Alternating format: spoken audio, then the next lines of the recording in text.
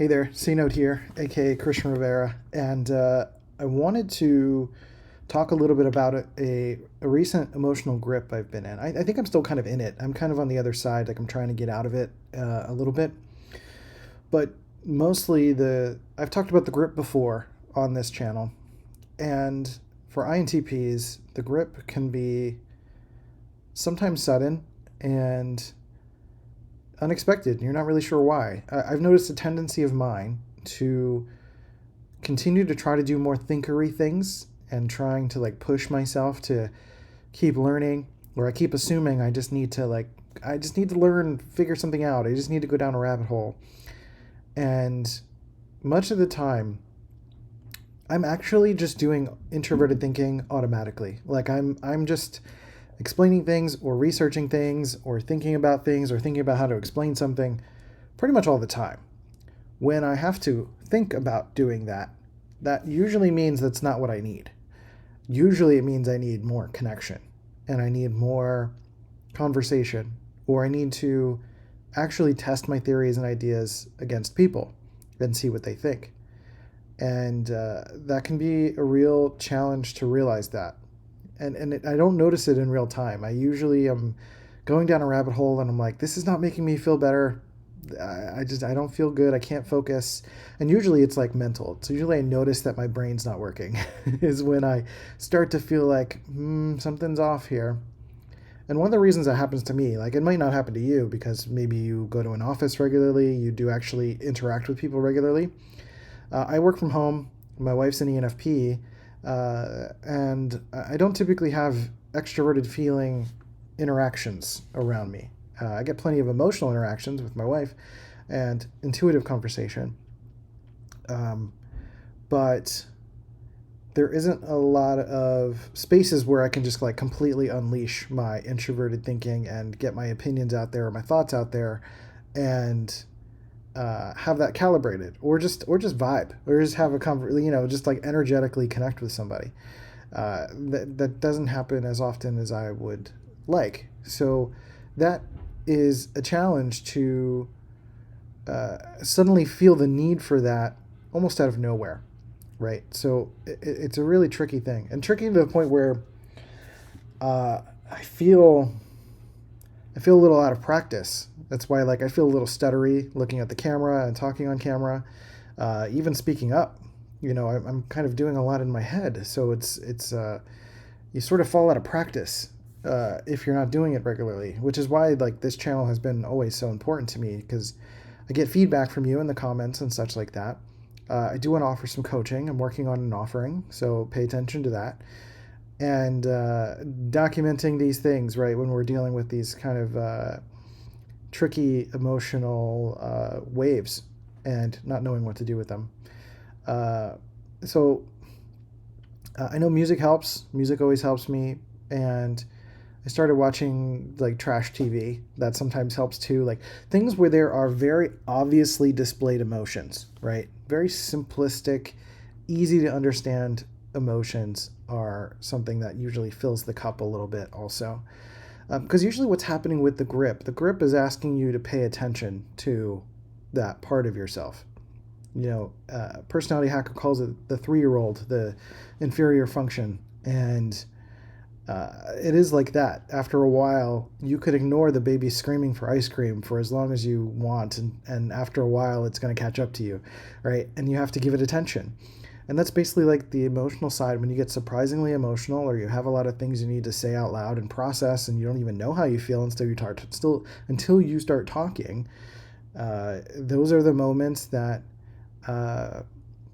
it just hits you, and you don't feel like yourself, and it's really difficult. Now, for me, I think compounded with potentially ADHD. I get hyperfixated. I get hyperfixations on projects or on social media or whatever, research rabbit holes. And it is really hard to come up for air and just find a place to just start talking. And especially to get to somewhere where I know I'll get some sort of feedback for what I'm saying. Whether or not I make sense, whether or not I'm coherent, whether or not I'm helpful. there comes a time where you do so much of that internal work that it just gets filled up and you have to put it somewhere, right? I've met INTPs who, once they finally meet someone who is willing to listen, it's just like, it's like this is a crude example, but it's kind of like being excited with a new sexual partner for the first time. It's like you want to throw the kitchen sink at everything and you just want to do it all. And it's like, no, stop. There's like an eagerness, right? Is what I'm saying. So like as an INTP, if you're, you finally met a person who's willing to listen to you, just kind of ramble and is interested in something you have to say, it's like the fire hose has unleashed and you're just like, yes, yes, yes, yes. you know, and that's usually a sign that there's not enough regular intervals of expression. I experience that all the time. This is what's happening now. It's like, I feel like I could have taken a little bit more time to try to organize my thoughts, but I also feel like I'm in a place where organizing my thoughts is like not great right now. So I'm just turning on the camera and talking, right? My former studio space, it's not my studio space anymore, but tonight I'm hosting a mental wellness open mic night. I've done it a couple times. It's actually really good for extroverted feeling practice to get on stage, and I basically MC the show. So I help people get on stage, I support them, I create the container, in terms of making people feel welcome and all that stuff. And I do a little bit of spiel, so I get to talk a little bit on stage up front because it's my show. So I'll share like something around mental health or something around personality types or some way to kind of prime people to get ready to be present in the space with people. And I find that if I've got too much gunk clogging the pipes, I can't do that well. So right now I've had like a couple of video ideas and now I'm just talking, right? Like I need to just, I just need to get stuff out there and get it out of my brain. And, this is a way to do that. So getting that out there is important. So I think, as I said, noticing it coming on, the signs there were usually noticing that I'm looking for introverted thinking things intentionally, when usually that means I need extroverted feeling stuff. Usually it means I need attention, I need hugs, I need to complain to somebody, or I need to write in my journal. I do have a journal. I've been doing that lately. That's really helpful to extrovert my feelings, right? Get it out there in some way, shape, or form. And do it in a way that's like without fear of judgment, And once I start doing that and I realize I hit my sort of limit with executive functioning, the difficult part is sticking with it because I just want to default to doing introverted thinking INTP things, right? I just want to go back into my cave and close the door. But what is being demanded of me is connection and attention. And one of the things I really start to feel is like separated. I feel disconnected. I feel like I don't understand what it means to be a person anymore. And I know that's like reported as a general INTP thing, but I think there is an extreme of it even further, where you're just like, does anyone even like me? Does anyone even know who I am? Does anyone even care? Would anyone be there for me if I'm having problems? Is that my fault? Am I not nourishing my connections enough? And I think all of those were true to some degree. But part of it was because I hadn't taken time to actually check in with my connections. So the other thing I did was just starting to text people and just say like, either, hey, I'm thinking about you, or just answering messages that I had left on read, without realizing I wasn't responding to them. And I think specifically in this moment in time, I was avoiding some extroverted feeling. I was avoiding connection. I think there was a part of me that knows that I'm in a time period right now where I'm changing. There's a lot of internal identity shifts going on for me personally, letting go of a lot of things. And with letting go comes setting new boundaries. With means setting a new trajectory. It means having to assert myself and assert my needs. And asserting my needs and asserting myself is something that welcomes feedback. And I have something in me that's really averse to negative feedback. I think I think INTPs in general can have a challenge with feedback, but there's something specifically for me around getting extroverted thinking feedback. So in a work related context, if I'm telling someone, no, I don't want to do this, I have terrible anxiety and fear about the rejection that's going to come from that or what the response is going to be. And so I'm working through that personally, but I recognize that that was something I was avoiding getting some feedback around. So avoiding feedback could be another sign that you're not doing enough uh, emotional expression and connection work, for me. And it really is about connection. It's about relatability. It's asking that question, like, do I feel connected? Am I relatable? And who do I relate to? Like, where do I belong? Where do I fit in? And I've always been a bit of a chameleon. Like, even in high school, I was always going from group to group. I wasn't popular, but I wasn't a nerd where I wasn't welcome anywhere. I just kind of fit in wherever I showed up. And that still applies today. I have like, I dabble in everything, where it feels like a lot of people are very stuck in specific cultures where they're, related to politics or religion or being in the city versus being in the country. I feel like I can go wherever I want to go. And that's always been a superpower. But at times, that makes me feel like, where do I belong? Do I really belong anywhere? And why do I want to belong? Is that relevant? Does it matter? There's some kind of big picture esoteric questions showing up there too. Uh, but it is ultimately coming down to like, am I cared for? Like who actually cares? And not just like lip service, but like how does that show up in like actions? Like who's going to offer to support me or help me, right? I just got a lovely message from someone who's practicing um, Jungian psychology and has offered me to do work with her for free. Like, that's incredible. That makes me feel loved. That makes me feel cared for. Things my wife does for me all the time makes me feel loved and cared for. Um, and some of it is like a gratitude practice of seeing it. Sometimes it's just not taking stock of it. And that's part of the journaling is like writing it down and saying like, no, I it's actually these people are the ones that are close to me. Like, because sometimes that being liked or being appreciated could be esoteric, right? It could be like, does some vague YouTuber notice me? Does some person on the internet recognize me? Is it getting a bunch of likes? Is it getting a bunch of attention? Getting money for something, right? Like that kind of feedback. When it's really like doing an assessment of like, who actually does care? Who around me will put the time to show up? Like if I put on a party, who would show up to the party? And really genuinely taking stock of that. Not defaulting to assuming no, and not defaulting to over assuming either, that like, of course anybody will show up. But like, maybe actually putting on a party and finding out who shows up. I do that with these mental wellness open mic nights. I tag a bunch of people. I tag people I know who I've built rapport with, who I have, at least loose connections with. And I see who either responds and says like, I'm sorry, I'm busy, which is fine. That's still feedback. Or if they show up, that gives me information about where I stand with people and where people stand with me. And I think that's an important thing to take stock of every once in a while. And I feel like I hadn't taken stock of that in a long time.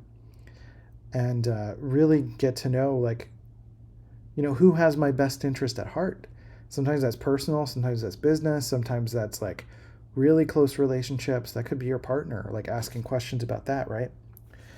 And even airing out some, if you have insecurities about a person, you're not sure what they think of you.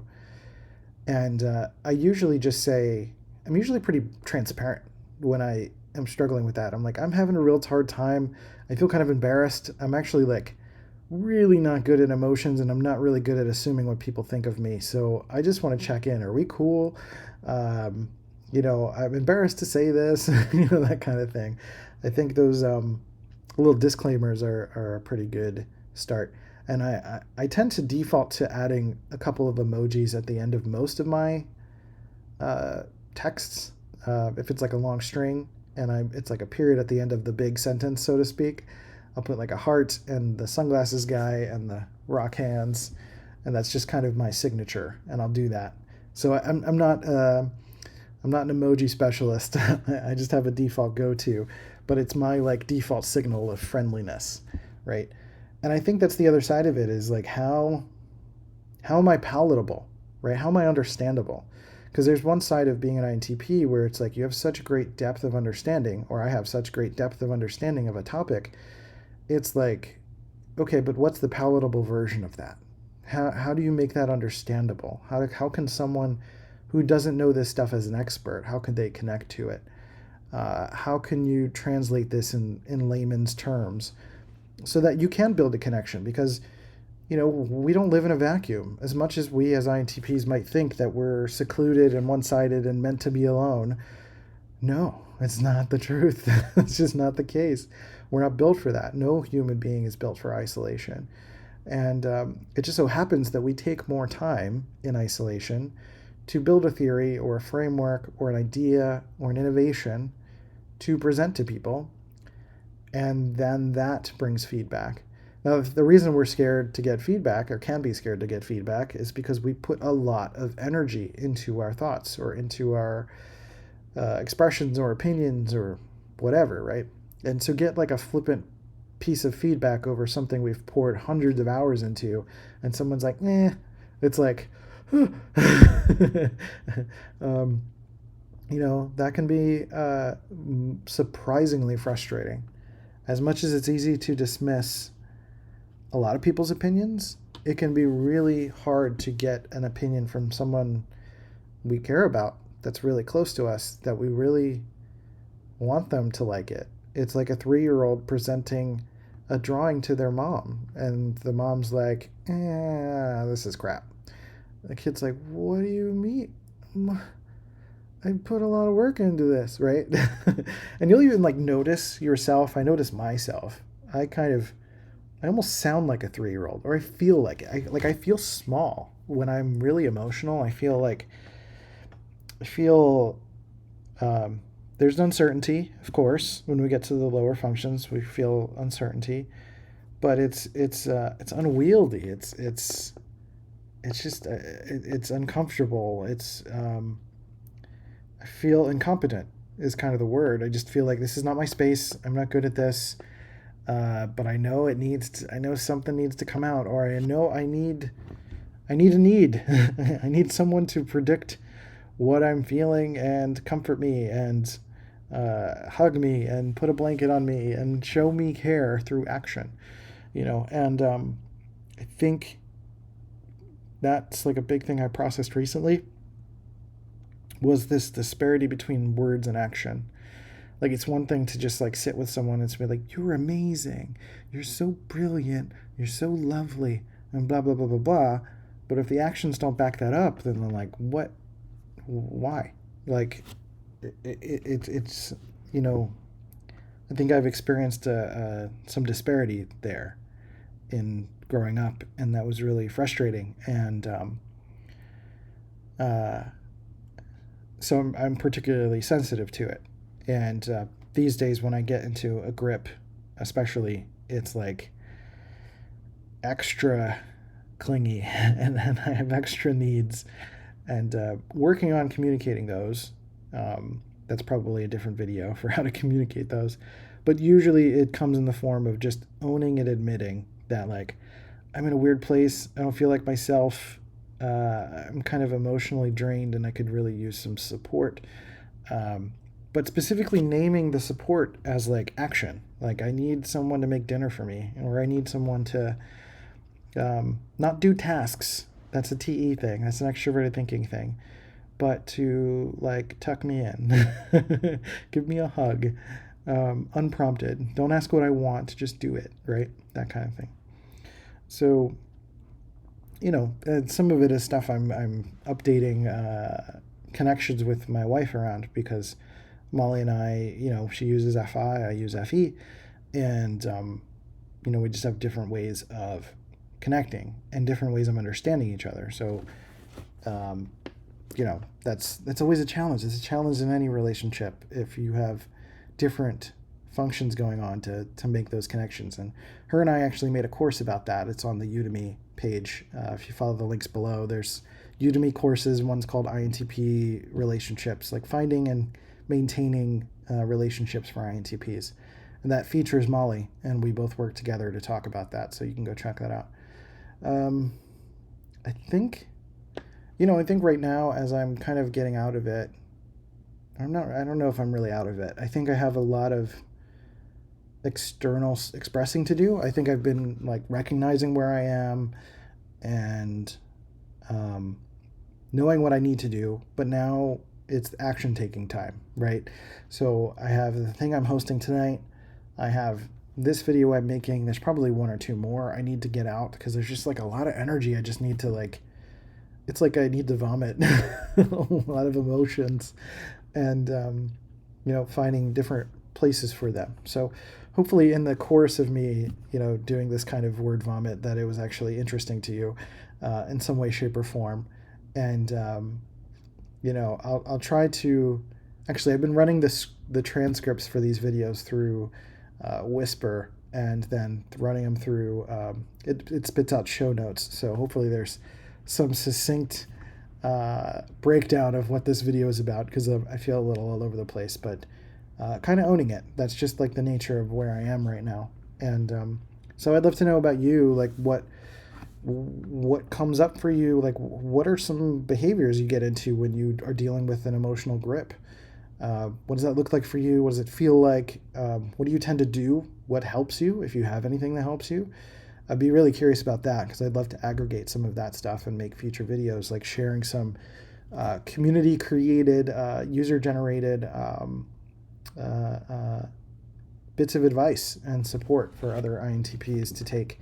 And as I mentioned, I'm working on an offering for an 8-week, I think it's like 6-week or 8-week. I have it outlined, but I need to work out some details for a larger offering, a one-on-one offering for working with me as an INTP, going through each function, and then also incorporating what I'm calling the 3 wisdoms, which is really the 3 centers of intelligence in the Enneagram. It's head, heart, and gut.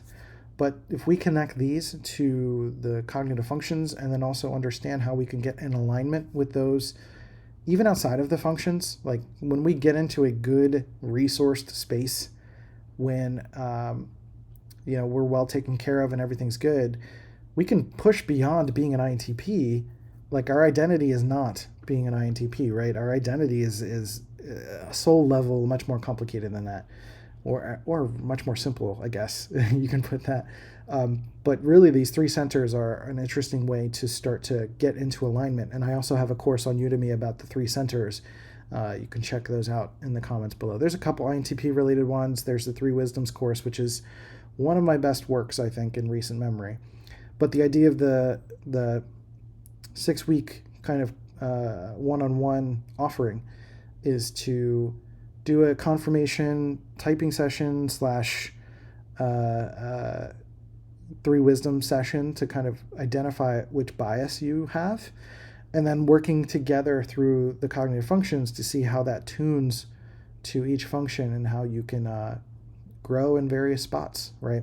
So playing with the details of that, but if that generally sounds interesting, leave a comment below and let me know, because I'm trying to get some feedback and figure out what's working here. So if you've made it this far, I appreciate you. Thank you for watching. Since this was about extroverted feeling, I'm going to drop a video here about extroverted feeling. There's 2 of them, actually. I got a couple videos about extroverted feeling. One is about the grip, and one is about what it is in general, just talking about the cognitive function of extroverted feeling. I've been C.Note, aka Christian Rivera, and I'll catch you in the next video. See ya.